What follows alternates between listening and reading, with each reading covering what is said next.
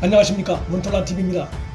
대법원이 10일 김학의 사건을 핵심 증인의 증언이 의심된다며 고법으로 돌려보냈습니다. 문재인이 주도한 사건이란 점에서 대법원이 문재인의 뒤통수를 때린 셈입니다. 증인의 증언이 오염되지 않았다는 것을 검찰이 입증하기가 쉽지 않아 사실상 무죄 취지입니다.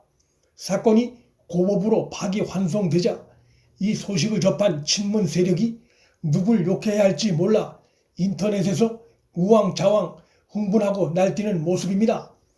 이 사건을 주도적으로 만들어낸 검사들도 친정권 성향이고 대표적인 정치 판사인 김명수가 대법원장으로 있기 때문입니다. 증인의 증언이 오염되지 않았다는 걸 입증해야 하는데 대법원이 사건을 파기환송하면서 증언이 오염된 정황이 뚜렷하다고 사실상 결론 낸 상태이기 때문에 검찰이 대법원의 주문에 부합하는 새로운 증거를 제시 못하는 한 고법에서 무죄 선고가 나올 가능성이 커졌습니다. 김학의가 의심되고 밉다고 해서 법과 원칙에 어긋난 처벌을 할 수는 없는 것이 민주주의 국가입니다. 이 모든 사달의 근본 원인은 문재인입니다. 문재인이 전국 전환 목적으로 긴급 지시를 내렸고 거기에 끼워 맞춰 사건을 만들다 보니 이런 일이 벌어진 것입니다. 이 사건은 긴급 체포 과정부터 즉 시작부터가 불법이었습니다. 양심적인 1심 판사가 1차 제동을 걸었지만 당황한 친정권 정치 검사들이 증인을 재판 진행 중에 검찰로 조용히 불러 사실상의 회유 협박을 해 증언을 번복하게 한 것이 드러났습니다. 상대가 검찰 수사를 잘하는 검사 출신인 김학의이다 보니 이런 문제점이 발각된 것이라 볼 수 있습니다.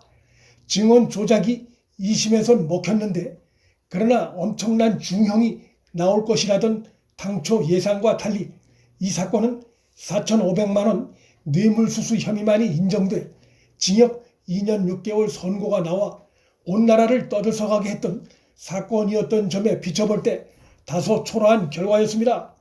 그나마 이 결과도 사건 초기엔 논란도 되지 않았던 벌금 혐의에 대한 별건 수사에 의한 것이었습니다. 이러한 상황 역시도 문재인의 특별 지시를 의식해 김학의를 어떻게 해서든지 집어넣으려다 보니 벌어진 것입니다.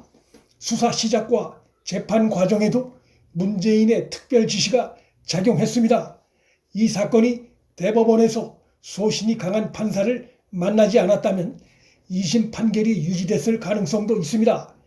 이 사건 주심이 현 정권으로의 편향이 강한 대법관이었다면 정권이 지금 정치적으로 추락하는 상황에서 또 김학의 불법 출금이 드러나 정권 관련자들이 수사까지 받고 있는 상황에서 보석을 허가하고 사건을 고법으로 되돌려 보내는 이런 판결이 나오긴 어려웠을 것입니다.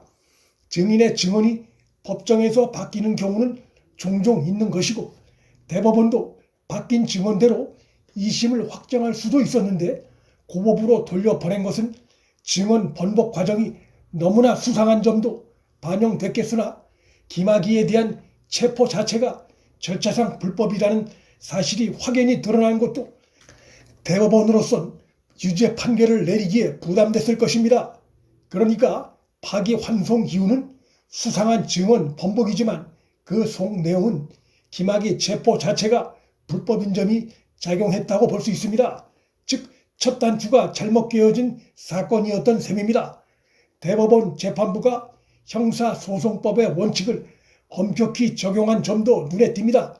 검사가 재판에 증인으로 신청해 신문할 사람을 미리 수사기관에 소환해 면담 절차를 거친 후에 법정에서 피고인에게 불리한 내용의 진술을 하게 할 경우 피의자는 재판 과정에서 검사와 대등한 당사자라는 대원칙을 훼손한 것이라고 판시한 것입니다. 형사소송법의 기본 원칙을 피고인 입장에 서서 매우 엄격하게 적용한 것이 눈에 띕니다.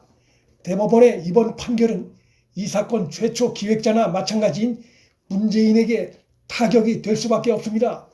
아무리 파렴치범이라도 수사와 재판은 법과 원칙에 따라 해야 하고 그것이 대한민국은 법과 원칙이 지배하는 나라라는 정신입니다.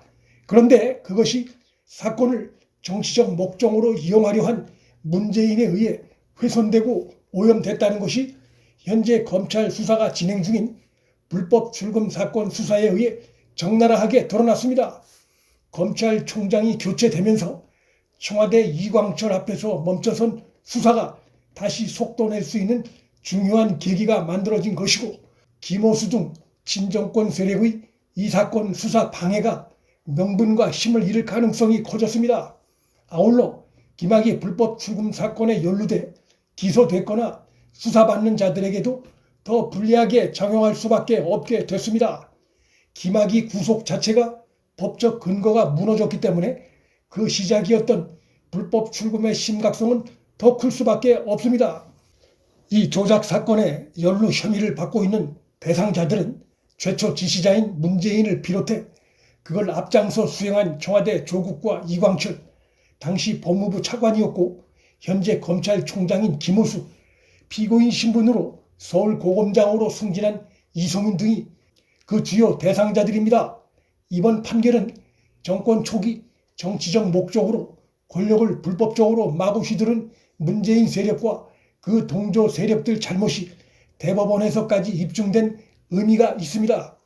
대법원의 이번 판결은 현재 정권의 권력 불법 비리 사건 재판 중인 일선 재판부에도 영향을 미칠 전망입니다.